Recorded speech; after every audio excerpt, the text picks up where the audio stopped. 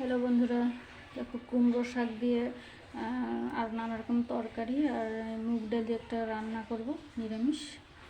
তো শাকটা সেদ্ধ করতে দিলাম আর এদিকে মুগ ডালটা একটু ভেজে নিচ্ছি।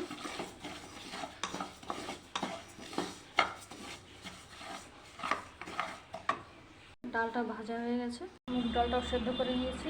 এবার কুমড়ো আর ঝিঙে দিয়ে দিলাম। মাছের ঝোলের জন্য মাছটা ভেজে নিচ্ছি। কাঁচা লঙ্কা দিয়ে দিলাম। মাছ ভাজা হয়ে গেছে, তুলে নেব। এবার এর মধ্যে সেদ্ধ করা শাক দিয়ে দেবো। সেদ্ধ করা মুগ ডাল দিয়ে দিচ্ছি।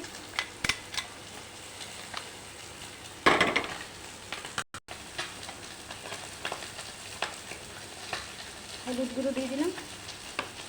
ফোড়ন দেবো গোটা জিরে আর শুকনো লঙ্কা। আদা বাটা দিয়ে দিলাম। ফোড়নটা দিয়ে দেবো সবজির মধ্যে। নুন দিয়ে দিলাম, মিষ্টি দিয়ে দিলাম।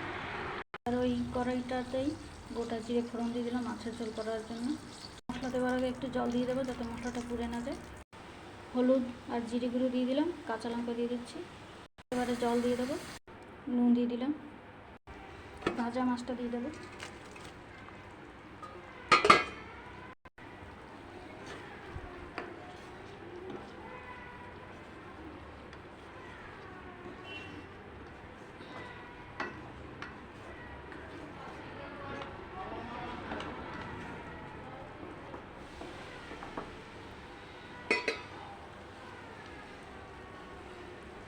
গরমে এরকম তাজা মাছ কাঁচা লঙ্কা দিয়ে পাতলা ঝোল, এগুলো কিন্তু স্বাস্থ্যের পক্ষে ভালো সব থেকে।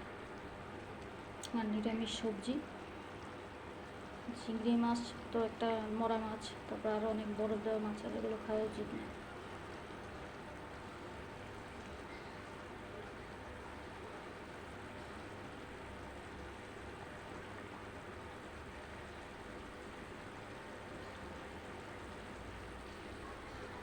হয়ে গেছে, বা নামিয়ে নেব।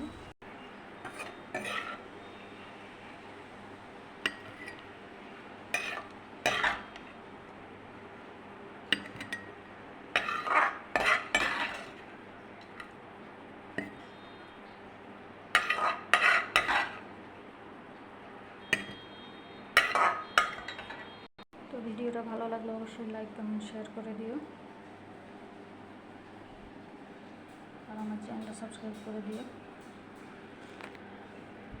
দেখো তরকারিটা দেখতে কত সুন্দর হয়েছে, হলুদের মধ্যে সবুজ সবুজ। আমার এরকমই ভালো লাগে নিরামিষ সবজি খেতে।